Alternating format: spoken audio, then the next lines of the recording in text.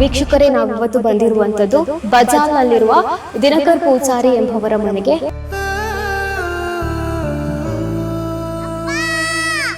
ಆರೂವರೆ ವರ್ಷದ ಮುದ್ದಾದ ಮಗಳು ತಲಸೀಮಾ ಅನ್ನುವಂಥ ಕಾಯಿಲೆಯಿಂದ ಬಳಲ್ತಾ ಇದ್ದಾರೆ.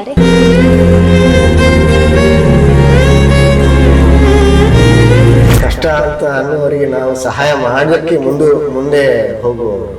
ನಾವು ಈ ತರ ಬೇಡ್ಲಿಕ್ಕೆ ಸಿಗುತ್ತೆ ಅಂತ ನಾನು ಅನ್ಕೊಂಡಿರ್ಲಿಲ್ಲ. ನಮಸ್ತೆ ವೀಕ್ಷಕರೇ, ಕಣ್ಣೀರ ಕತೆ ವಿಶೇಷ ಕಾರ್ಯಕ್ರಮಕ್ಕೆ ಸ್ವಾಗತ. ನಾನು ವೈಶಾಲಿ.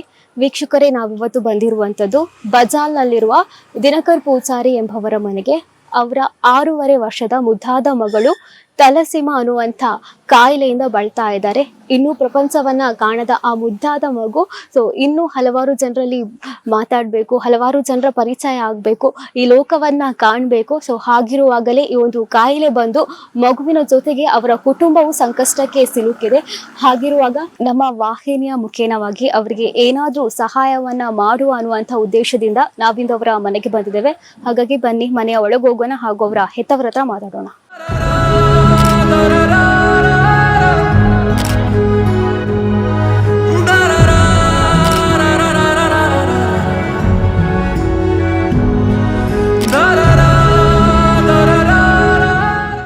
ನಮಸ್ತೆ. ನಮಸ್ತೆ ಅಮ್ಮ.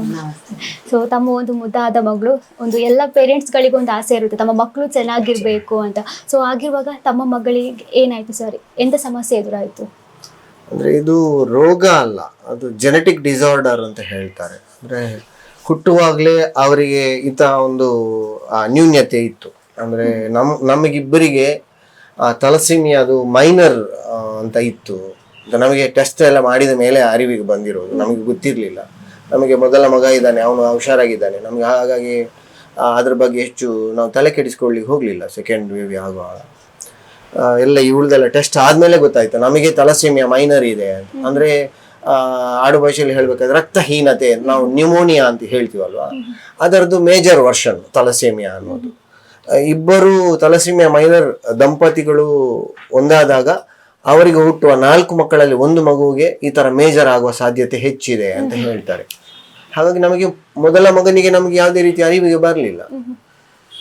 ಇದರಲ್ಲಿ ಗೊತ್ತಾಯ್ತು ಅಷ್ಟೇ. ಹುಟ್ಟುವಾಗಲೇ ಇತ್ತು. ನಮಗೆ ಅರಿವಿಗೆ ಬಂದದ್ದು ಈ ಮಗು 6 ತಿಂಗಳು ಇರುವಾಗ. ಯಾವ ರೀತಿಯಾಗಿ ಅದು ಜಾಂಡಿಸ್ ಬಂತು ಅವಳಿಗೆ. ಅಂದ್ರೆ 2020 ಇಸವಿ ಕೊರೋನಾ ಟೈಮ್. ನಾವು ದೇವರಿಗೆ ಕೈ ಮುಗಿತಾ ಇದ್ವಿ ಕೊರೋನಾ ಸಮಯದಲ್ಲಿ ಮಗಳಿಗೆ, ಪಾಪ ಮಗುಗೆ ಶೀತ ಜ್ವರ ಆಗ್ಲಿಲ್ಲ ಅಂತ. ಒಂದು 6 ತಿಂಗಳು ಆಗುವಷ್ಟರಲ್ಲಿ ಮಗುಗೆ ಸರಿಯಾಗಿ ಹೊಡಿತು, ಅದು ಜಾಂಡಿಸ್ ಬಂತು. ಜಾಂಡಿಸ್ ಯಾವುದೇ ರೀತಿ ವಾಸಿ ಆಗ್ಲಿಲ್ಲ. ನಾವು ಅಂದ್ರೆ ಆವಾಗ ಕೂಡ ಹಾಸ್ಪಿಟ್ಲ್ ಹೋಗೋಕೆ ಭಯ ಪಡ್ತಾ ಇದ್ವಿ. ನಾವು ನಾಟಿ ಔಷಧಿ ಮಾಡಿದ್ವಿ ಸ್ಟಾರ್ಟಿಂಗ್.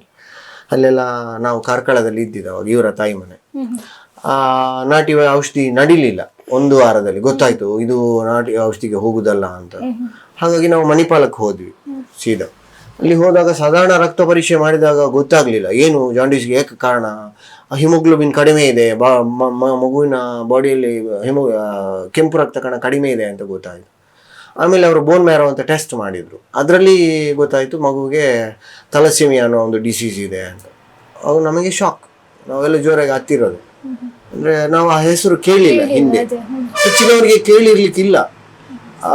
ಈ ಮೂಲಕ ನಾನೊಂದು ಸಂದೇಶ ಕೊಡ್ಬೋದು ಸಮಾಜಕ್ಕೆ. ಅಂದ್ರೆ ದಂಪತಿಗಳು ಯಾರೇ ಮಕ್ಕಳ ಪ್ರೆಗ್ನೆನ್ಸಿ ಆಗ್ತಾ ಇದ್ದಾರೆ ಅಂದಾಗ ಅವರ ದೇಹದಲ್ಲಿ, ಇವಾಗ ತಾಯಿಯ ದೇಹದಲ್ಲಿ ರಕ್ತ ಕಡಿಮೆ ಇದೆ, ಹಿಮೋಗ್ಲೋಬಿನ್ ಕಡಿಮೆ ಇದೆ ಅಂದಾಗ ಅವರು ದಯವಿಟ್ಟು ತಲಸೀಮಿಯಾ ಚೆಕ್ ಮಾಡಿಸ್ಲಿ. ಯಾಕೆ ಹೇಳಿದ್ರೆ ಇಂತಹ ಮಕ್ಕಳಿಗೆ ಪಾಪ ಆ ಮಗು ತಿಂಗಳ ರಕ್ತ ಹಾಕಿಸ್ಕೋಬೇಕು, ಅಥವಾ ಶಾಶ್ವತ ಪರಿಹಾರವಾಗಿ ಆ ಮಗುಗೆ 40-50 ಲಕ್ಷ ಖರ್ಚು ಮಾಡ್ಬೇಕು ಸಿಗುತ್ತೆ. ಅದಕ್ಕಿಂತ ಅವರು ಪ್ರೆಗ್ನೆನ್ಸಿ ಬಿಫೋರೇ ಅವರು ಅದನ್ನ ಚೆಕ್ ಮಾಡಿ ಅದಕ್ಕೆ ಸೂಕ್ತ ಪರಿಹಾರ ಕಂಡುಕೊಂಡ್ರೆ ಬಹಳ ಉತ್ತಮ ಇದೆ. ಈಗ ಎಲ್ಲ ಬೇಕಾದಷ್ಟು ಟೆಕ್ನಾಲಜಿ ಇದೆ. ಇದೊಂದು ಸಂದೇಶ ಸಮಾಜಕ್ಕೆ. ಅಂಡ್ ಇದು ತಲಸೀಮಿಯಾ ಇದೆ ಅಂತ ಗೊತ್ತಾದ್ಮೇಲೆ ಏನ್ ಹೇಳಿದ್ರು ಡಾಕ್ಟರ್? ಅದಕ್ಕೆ ಸೆಕ್ಯೂರ್ ಆಗ್ಲಿಕ್ಕೆ ಏನಾದ್ರು ಹೇಳಿದ್ರು? ಅದೇ ನಮಗೆ ಆರಂಭದಲ್ಲಿ ಭಯ ಆಯ್ತು, ನಾವು ತುಂಬಾ ನೊಂದ್ಕೊಂಡ್ವಿ. ಆಮೇಲೆ ಹೇಳಿದ್ರು ಏನು ತುಂಬಾ ಚಿಂತೆ ಮಾಡ್ಲಿಕ್ಕೆ ಇಲ್ಲ, ನೀವು ಮಗುಗೆ ತಿಂಗಳ 1 ಯೂನಿಟ್ನಷ್ಟು ರಕ್ತ ಹಾಕ್ಬೇಕು. ಮಗು ಸಣ್ಣವಳು ಇರುವಾಗ 200 ml ಅಷ್ಟು ಕೊಡ್ತಾ ಇದ್ರು. ಈಗ 1 ಯೂನಿಟ್ ಅಂದ್ರೆ 350 ml.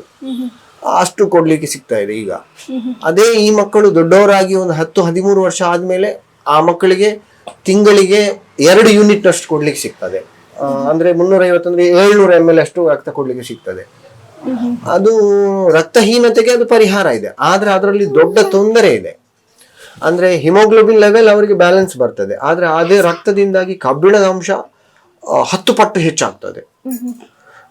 ಸಾಧಾರಣವಾಗಿ ರಕ್ತದಲ್ಲಿ ತುಂಬಾ ವಿಧಗಳಿದೆ, ಅದರಲ್ಲಿ ಕಬ್ಬಿಣದ ಅಂಶ ಕೂಡ ಒಂದು ಒಳ್ಳೆ ವಿಚಾರವೇ, ಅದು ಅಗತ್ಯವಾಗಿದೆ. ಸಾಧಾರಣ ಮನುಷ್ಯನ ದೇಹದಲ್ಲಿ 1000ದಿಂದ 2000 ಅಷ್ಟು % ಅದರದ್ದು ಪಾಯಿಂಟ್ನಷ್ಟು ಫೆರಿಟಿನ್ ಲೆವೆಲ್ ಅಂತ ಹೇಳ್ತಾರೆ. ಇದು ಆದ್ರೆ ಈ ಮಕ್ಕಳಲ್ಲಿ ಆ ಕಬ್ಬಿಣದ ಅಂಶ ರಕ್ತ ಕೊಡೋದ್ರಿಂದಾಗಿ 10,000ಕ್ಕಿಂತ ಅಧಿಕವಾಗ್ತದೆ. ಅದು ಡೇಂಜರ್. ಅದು ಬಾಡಿಯಲ್ಲಿ ಅಧಿಕ ಕಬ್ಬಿಣದ ಅಂಶ ಹೆಚ್ಚಾದ್ರೆ ಆ ಮಕ್ಕಳ ದೇಹದಲ್ಲಿ ಆರ್ಗನ್ಸ್ ಡ್ಯಾಮೇಜ್ ಆಗ್ತಾ ಬರ್ತದೆ. ಅದಕ್ಕೆ ಪ್ರಿಕಾಷನ್ ಏನಿದೆ ಅಂದ್ರೆ, ಪರಿಹಾರ ಏನಿದೆ ಅಂದ್ರೆ, ಅವರ ದೇಹದಲ್ಲಿ ಫೆರಿಟಿನ್ ಲೆವೆಲ್ ಕಡಿಮೆ ಮಾಡ್ಲಿಕ್ಕೆ ಔಷಧಿ ಕೊಡಬೇಕು.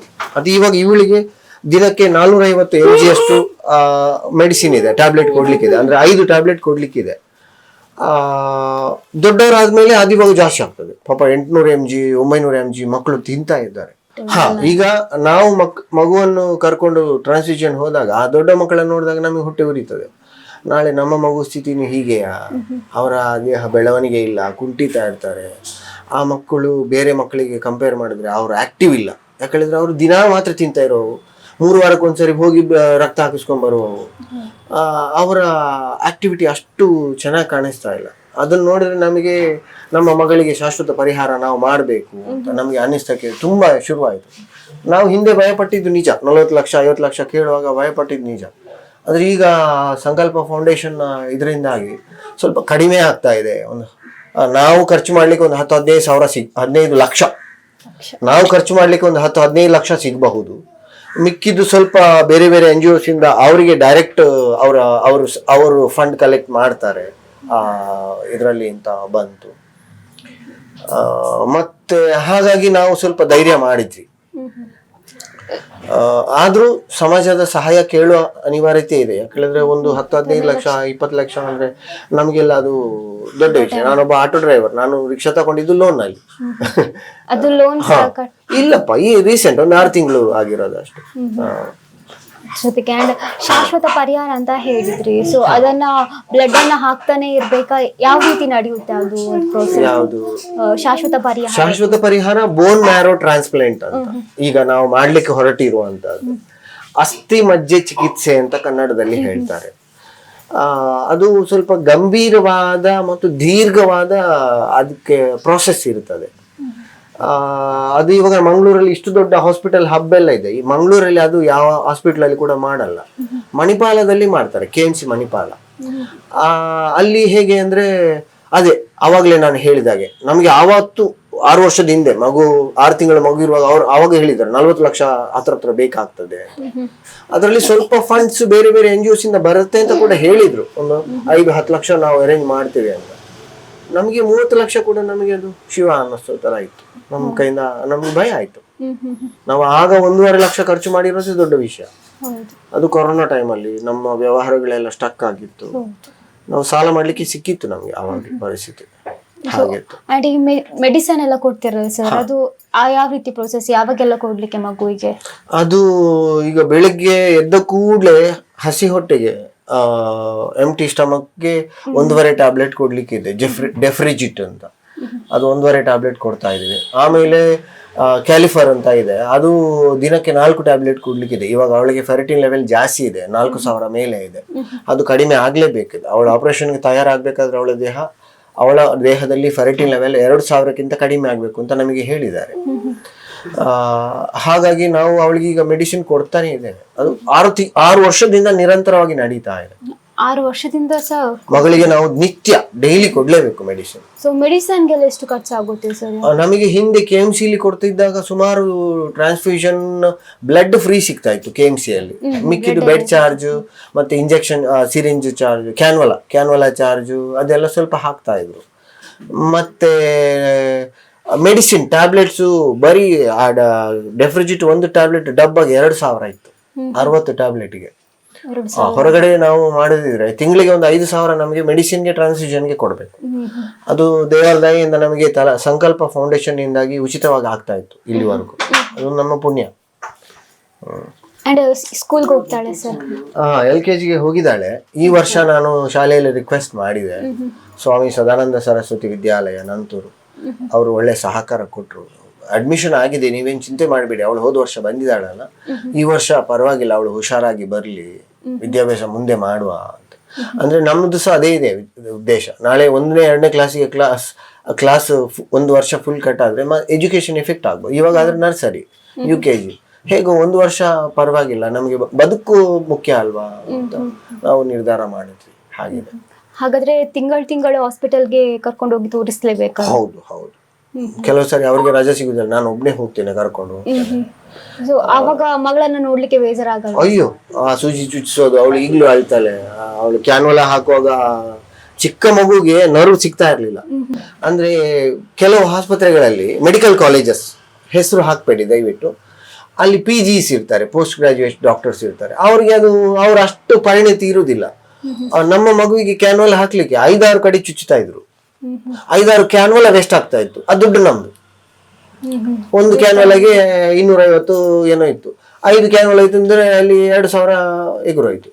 ಅವ್ರಿಗೆ ಪಾಪ ಕಲಿಕೆ, ನಮ್ಮ ಮಗುಗೆ ನೋವು ತಿನ್ಬೇಕು. ಆ ಸಂಕಟ ನೋಡಿ ನಾವು ಸಂಕಲ್ಪಕ್ಕೆ ಬಂದ್ವಿ, ಬೇಡ ಇಲ್ಲಿ ಹೇಗಿದೆ ಅಂದ್ರೆ ಸಿಸ್ಟ್ರು ಒಂದೇ ಚುಚ್ಚುತ್ತಾರೆ, ಪಟಕ್ ಅಂತ ಸಿಗ್ತದೆ. ಅವ್ರಿಗೆ ಅನುಭವ ಇದೆ, ಒಳ್ಳೆ ಒಂದ್ರಲ್ಲೇ ಮಾಡ್ತಾರೆ, ಮತ್ತೆ ಅದು ಉಚಿತ ಇದೆ. ಈಗ ಅದೊಂದು ದೊಡ್ಡ ನಮ್ಗೆ ಬೆನಿಫಿಟ್ ಇತ್ತು.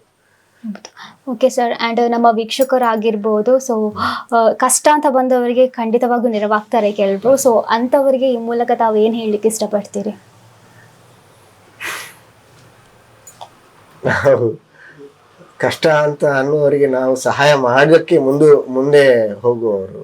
ನಾವು ಈ ಥರ ಬೇಡ್ಲಿಕ್ಕೆ ಸಿಗುತ್ತೆ ಅಂತ ನಾನು ಅನ್ಕೊಂಡಿರ್ಲಿಲ್ಲ.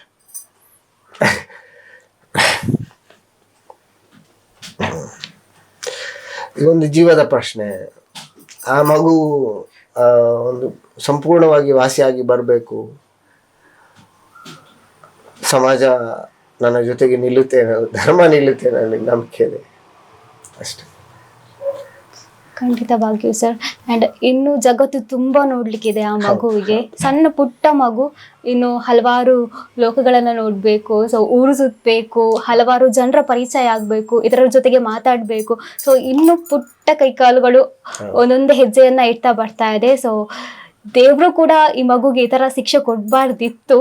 ಆದರೂ ಕೂಡ ತಾವು ಹೆತ್ತವರು ಮಗುವಿನ ಜೊತೆ ನಿಂತು ಮಗುವಿಗೆ ಏನೆಲ್ಲ ಆಗಬೇಕು, ಸೊ ಅದನ್ನೆಲ್ಲ ಮಾಡ್ತಾ ಇದ್ದೀರಿ. ಆ್ಯಂಡ್ ನಾನು ಅವ್ರ ಹತ್ರ, ತಮ್ಮ ಹೆಂಡತಿ ಹತ್ರ ಮಾತಾಡಲೇಬೇಕು ಈ ಒಂದು ಸಂದರ್ಭ. ಸೊ ಯಾಕಂದರೆ ತಾಯಿ ಅಂದ ತಕ್ಷಣ ಸೊ 9 ತಿಂಗಳು ಹೊಟ್ಟೆಯಲ್ಲಿ ಇಟ್ಟು ಹೊತ್ತೆಲ್ಲ ತುಂಬಾ ಕಷ್ಟಪಡ್ತಾರೆ. ಸೊ ಆ ಒಂದು ಮಗು ಭೂಮಿಯನ್ನು ನೋಡುವಾಗ ಆ ತಾಯಿಗೆ ಆಗುವಂಥ ಆನಂದವೇ ಬೇರೆ. ಸೊ ಹಾಗಾಗಿ ಮ್ಯಾಮ್, ತಾವು ಏನು ಹೇಳ್ತೀರಿ ಈ ಒಂದು ಸಂದರ್ಭ?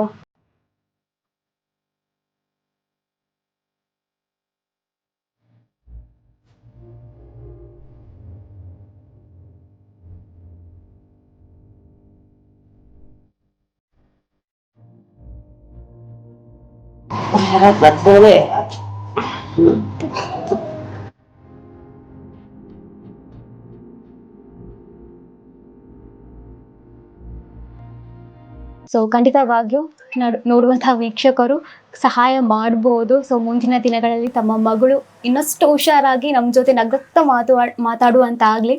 ಆ್ಯಂಡ್ ಧನ್ಯವಾದ ಸರ್. Thank you ma'am. ಎಲ್ಲರಿಗೂ ಧನ್ಯವಾದ.